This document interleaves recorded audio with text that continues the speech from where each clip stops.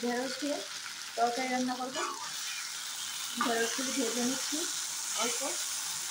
এটা সরষা দিয়ে চটচড়ার মতো রান্না। এখানে সরষার পেস্টটা করে নিয়েছে, এটার মধ্যে লঙ্কার গুঁড়ো দিয়েছি, হলুদ দিয়েছি আর জিরা দিয়েছি, হালকা লবণ দিয়েছি। এই যে পেস্টটা এরকমভাবে করে দিয়েছি।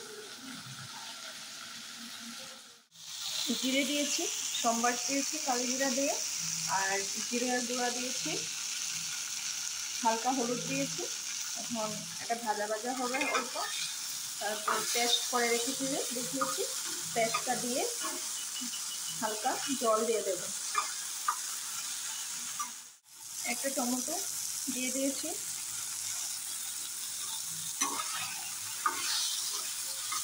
এখন মশলার পেস্টটা দিয়ে দেবো।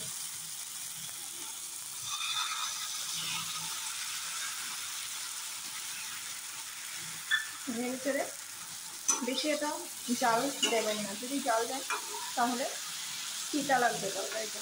তাই তিতো না লাগার জন্য জালটা কম দিয়ে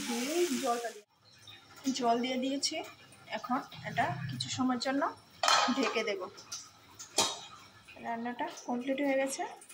এটার মধ্যে ভেজে রাখা মটরের বড়িও দিয়েছি। আমার রান্নাগুলি যদি ভালো লাগে, রান্নাটা যদি ভালো লাগে, তাহলে আমার চ্যানেলটাকে সাবস্ক্রাইব করে দেবেন। টাটা।